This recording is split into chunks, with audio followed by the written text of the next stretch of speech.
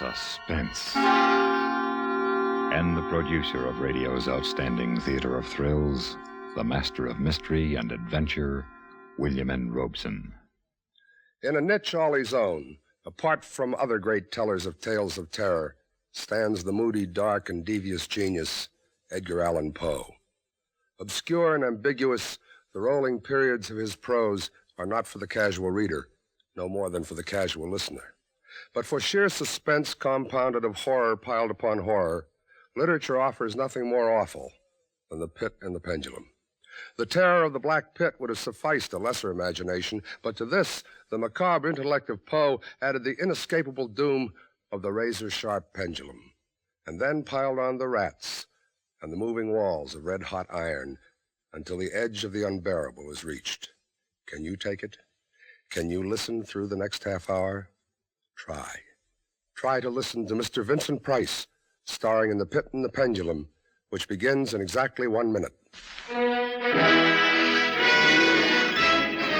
This is Bob Wright with the answer to the greatest challenge in cigarette history. The challenge was... Can a cigarette be made that will give decidedly better filtration and also give easy draw with full, natural tobacco flavor? The answer is Kent. Kent with a revolutionary new micronite filter that gives Kent decidedly better filtration, definitely less tars and nicotine than any other leading filter brand. Kent, filters, best. The answer is Kent with the full, rich flavor of the world's premium quality natural tobaccos and an easy draw. Yes, of all leading filter brands, Kent filters best. Kent, filters, best. Tomorrow, pick up a pack of Kents with a revolutionary new micronite filter and enjoy the most important advance in the progress of filter smoking. Kent, filters, best. And now, Mr. Vincent Price stars in Edgar Allan Poe's immortal story of punishment by terror, The Pit and the Pendulum. A tale well calculated to keep you in suspense. I was sick unto death with that long agony. And when at length they unbound me and I was permitted to sit, I felt that my senses were leaving me. The sound of the inquisitorial voices seemed merged in one dreamy, indeterminate hum, from which emerged the syllables of my name. Captain Jean d'Albret. Good fathers, gentlemen. We hear you, my son. Even now I have no knowledge of where I am or to whom I may be speaking. You're speaking to me, my son. I am Fra Pedro d'Espia, prior of the Dominicans of Segovia, and Grand Inquisitor for all Spain. This, then, is the court of the Inquisition? It is. But I am a French officer. That is true. A soldier and creature of the arch-fiend, the Antichrist, Napoleon Bonaparte, who even now is at the gates of Madrid, while his general La Salle menaces our city of Toledo itself. Nonetheless, I am a prisoner of war. By what right do you try me in this court? Let the clerk read the charges against the prisoner. Item, that on the 4th day of September, in the year of our Lord, 1808, the said Captain Jean d'Albret did wed and espouse that most noble lady, the Doña Beatriz Valdez, niece and ward of the illustrious... One moment. Excellency? This marriage was a deplorable thing, if you like, but lawful marriage, however regrettable in a case like this, is no sin nor crime. There are other matters in the indictment. Then continue, but give us nothing that is not material. Item, that on the 12th of October, 1808, the said Jean d'Albret, being in command of a battery of light artillery, did direct the fire of his guns against the holy church of Santa Marta the Innocent, and thereby, of his wicked malice, destroyed that church utterly. Captain d'Albret, is this charge true? Yes. You admit it. Good father, the church blew up, did it not? Would you boast of your sin, young man? It blew up because it was stored with kegs of gunpowder for your army. I had every right to fire on it. And that is all the defense you have to make? I tell you, I had every right to fire on it by military law. Is military law above God's law? I don't know. I did my duty. Long live the Emperor! Captain Dalbray, mark what I say. No man, however great his heresy, is condemned to be burnt in the fire if he first recant and acknowledge the error of his ways. Do you so? I cannot. I was under orders. I obeyed them. Then, Jean Dalbray, there can be no mercy, no pity, since there is no atonement. The sentence of this court, therefore, is... I had swooned in terror, yet I will not say that all of consciousness was lost.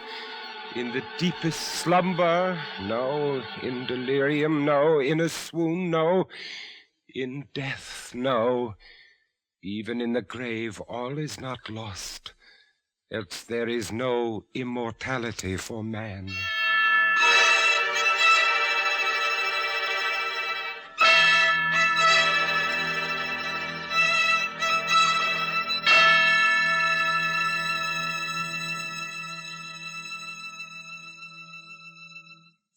In a moment, we continue with the second act of Suspense. But first, some big news. From Bold to Pontiac, the Bold to Pontiac, the Bold to Pontiac is here. With a Pontiac front seat that lets you in the back seat. Pontiac automatically moves up and back just like that. Pontiac automatically. A portable radio that pulls right out and plays all alone. When you plug it back in, it's a car radio, high fidelity too. What a nice tone. Set your speed on the new speedometer, Pontiac automatically. If you go too fast, a buzzer goes buzz. Pontiac automatically.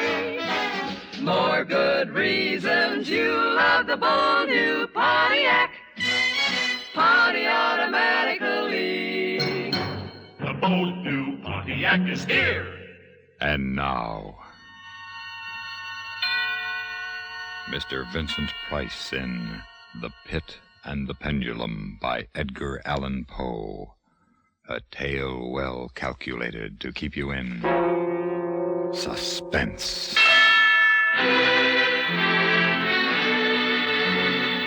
No, even in the grave, all is not lost. There were shadows of memory which told me indistinctly of tall figures that lifted me and bore me in silence down, down, still down, until a hideous dizziness oppressed me at that descent into the earth. There was a vague horror at my heart because of that heart's unnatural stillness. Then, as consciousness swam back to my wits again, darkness. A damp stone floor in darkness. Oh, Beatrice. Oh, my wife. Did you call me, Jean? Beatrice. You here in the dungeons of the Inquisition? No, my poor Jean. I am only here in your imagination. Am I mad, then? No, but your brain is fevered. You only think you hear me. I hear you clearly. You won't leave me. As long as I am in your heart, I shall be here. Have they chained you to the wall? No, they've taken away my uniform. They've given me sandals and a robe of rough cloth, but I'm unchained. Beatrice, suppose they have buried me alive. Have courage, Jean. You must have courage. Then tell me where you are now, Beatrice, in the flesh, I mean. In the old house by the olive grove, scorned of my people. Yes, I know. Each morning I climb to the hilltop and watch for them. Yes. Sometimes I think I hear gun wheels rumble in the hills and long moving columns with the red dust rising above them. Go on. First come the heavy cavalry in plume-crested helmets, on their flanks wheeling like hawks, light hussars in blue and scarlet, and behind them in a glitter of bayonets, as vast as light points on the sea, rank upon rank, the long gray coats and tall bearskin caps. The old guard and the grand army. It's only a vision, my dear one. They do not come. Will they ever come, Beatrice? I cannot tell. Then I must face what has been prepared for me. Can you stand up, Jean? I think so. Then walk. Yes. Walk as far as you can. Measure the limits of the cell if this is not a tomb. I'll try, Beatrice. I'll try. This robe impedes me, and the floor is treacherous with slime, but I'll try. Look out! Jean! Oh, I'm all right. I fell on my face. The robe tripped me. What, Jean? But my hand is in front of me, lower than my face, but I feel nothing. Nothing, Jean. It's a pit. A deep circular pit, and I fell on the very edge of it. They would have had you walk into it. Yes. But you didn't. You're saved, Jean. Saved, Beatrice. Saved. My torture has been merely postponed. At last, a deep sleep fell upon me, a sleep like that of death. How long it lasted, I know not. But when I opened my eyes once again, I could see. Yes, see. My prison was large and lofty, its walls formed of massive iron plates. A wild, sulphurous luster, I could not trace its origin, lit up the dungeon and the circular pit. I could see, but I could not move. I lay on my back on a low framework of wood, securely bound by a long fastening resembling a surgical bandage. The bandage passed round and round my body, leaving at liberty only my head and my left arm. With much exertion, I could supply myself with food from an earthen dish on the floor beside me. It was meat, highly seasoned, and there was no water. Beatrice, where are you? I am here, Jean. Your voice sounds stronger, and I can see you. You are weaker, my dear, and more fevered. Look, Beatrice. Where? At the ceiling of this room, 30, 40 feet up. What do you see? I see, painted on the ceiling, a figure of Father Time. Yes, but this Father Time carries no scythe. He carries instead what looks like a gigantic pendulum from an ancient clock. And the pendulum is moving. A painting cannot move. But I swear the pendulum did. It swung a little back and forth, just like a real pendulum. Beatrice, take care! Take care of what? Take care of the rats. The rats from the pit. They're swarming out in dozens. You can see their eyes glitter. What do they want? What do they want? They have caught the scent of the meat in the dish beside you. They'll not get it. Go! Go away, you vermin! Au revoir, Jean. Au revoir. Beatrice, where are you going? I can hardly hear you. You are sending me away, Jean. I'm sending you away. My poor loved one. You can't bear to see the rats running about my feet, can you? Even when you know I'm not here. Beatrice. It is true, Jean. You are sending me away. Yes, it's true. In a cell swarming with vermin, there are others I would rather see here. I would rather see. If you call me Captain Dalbray, then in spirit I am here. Go. I command you, Fra Antonio. Go! Not until I have first told you what is in store for you. Which is? Listen. Do you hear anything? Yes, I hear something. Turn your eyes upward. Look at the ceiling. The pendulum. Aye, the pendulum. It is descended. Only a foot or so as yet. As you notice, it is not really a pendulum. No? No. Its underside is a crescent formed of razor-sharp steel. You mean? A ponderous weight, Captain Dalbray. Its movement is slow now, but soon it will take on momentum. It will swing wider and wider, and with each broad movement, it will creep a trifle lower. The steel is directly over me. Yes, above the region of your heart. How long before? You need have no immediate fear. It will not be too soon. But how soon? Who can tell?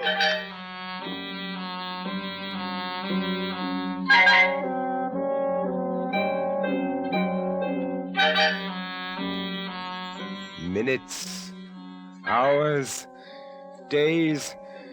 Who can say how long it was? It might have been many days before that hideous blade swept so closely as to fan me with its acrid breath. Down, still unceasingly, still inevitably down. The sharp steel flashed past within 3 inches of my chest. And then, only then, Beatrice. I hear you calling, Jean. I am here. Oh, Beatrice. Is there no hope, my dear? How can there be? 10, 12 more vibrations, and it will fray the threads of my robe, only lightly as a razor in a delicate hand. There will be many sweeps down before it bites deep. I can't escape it, and yet, if only I could use my wits. You kept me away from you, Jean. You locked me out of your thoughts. If I am here only in your thoughts, why should I fear the rat? The rats? The rats? Do they still swarm here? Across the floor and over the meat platter. Yes. They have taken nearly all your food. Yes, they are ravenous. And they have sharp teeth. The meat is oily and spiced. If I take what remains of it, scatter, you vermin! Rub that meat on the bandages that hold me here. Try it, Jean, try. It may be too late. If I move my body of a fraction of an inch up, Try it, I tell you, try. Can I stand those rats crawling across me? Can the flesh bear it? Oh, one of them has leaped on the wooden framework. Another follows. They are gnawing at the bandage. 7, 8 more sweeps of the pendulum. Does the bandage give way? Lie still, Jean, lie still. 10, a dozen rats now. Is death, I wonder, worse than this disgust? A dozen sharp knives could do no better. The bandage has loosened to ribbons. If you move sideways, carefully, and drop to the floor. Beatrice, I can't move. My arms and legs are numb. There is no The power steel has frayed your robe. A minute more will be too late. Try. Then with all the strength that is in me and the hatred I bear my enemies... You're free. Yes, the second time I'm free. See, Jean. The pendulum stops. They are drawing it back up through the roof. Each move I make is watched. You never doubted that? No. Yet with all they could do to you, they have failed twice. They will not fail a third time, my dear. Listen. What do you hear? A groaning. A grinding as of metal. It is only the cogwheels of the pendulum. I think not, Beatrice. Why not? It seems to come from behind these iron-plated walls. It seems to shake the dungeon as a mill wheel might shake at it. Stand up, my poor Jean. Get up off your knees. I can't endure any more. Don't you sense even now the odor of the heated iron? Heated iron? Yes, the walls are beginning to glow red. Oh, Beatrice, I have been much humbled, but I won't have you see me in tears. I order you to go. Jean, in the name of Yes, heaven. in the name of heaven, go.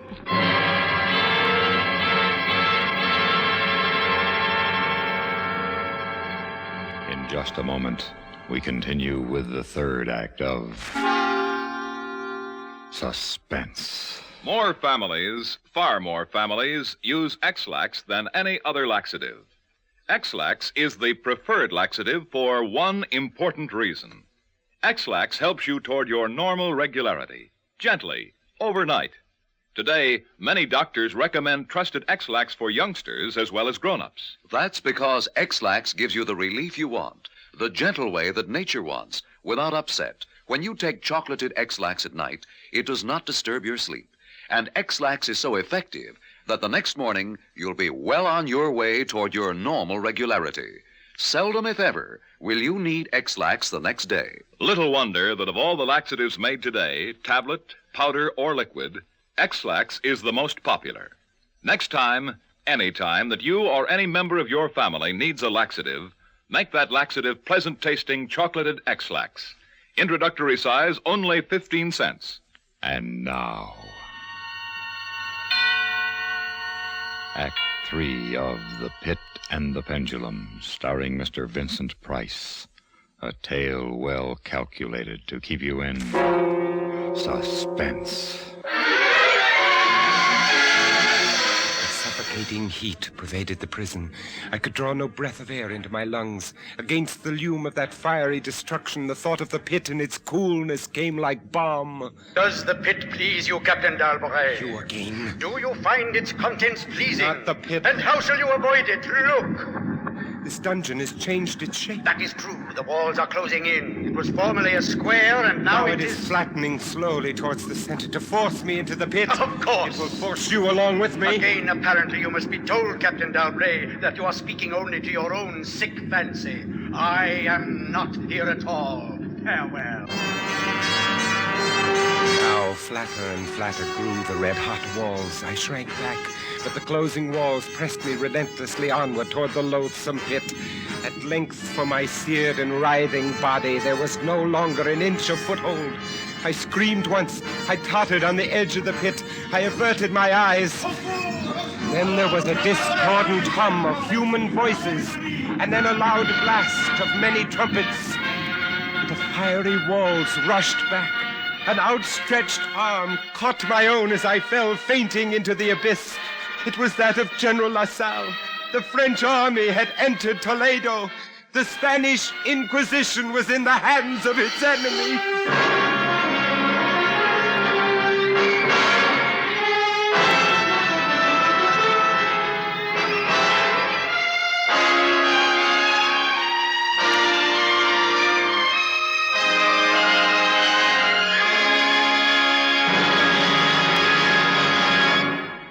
Suspense, in which Mr. Vincent Price starred in William N. Robeson's production of The Pit and the Pendulum by Edgar Allan Poe, adapted for Suspense by John Dixon Carr.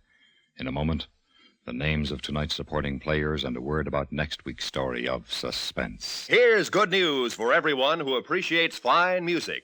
Heinz Soups offer you the LP Record Bargain of the Year. The best of 57 in classical music by famous RCA Victor. It's a genuine Red Seal LP of $3.98 quality. Yet it costs you just $1 in cash and 4 labels from any of Heinz condensed soups. That's right, just a $1 bill and 4 Heinz soup labels. Think of it, 43 minutes of the world's great music. Highlights from 8 RCA Victor albums, performed by famous orchestras directed by Morton Gould, Arthur Fiedler, Fritz Reiner, and others.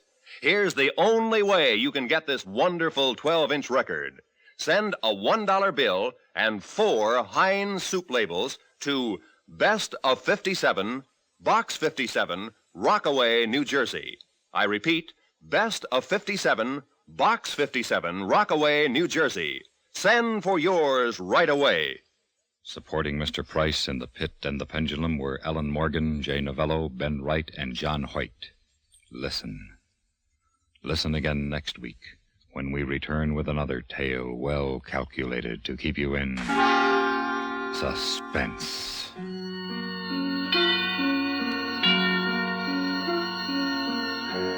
America listens most to the CBS Radio Network.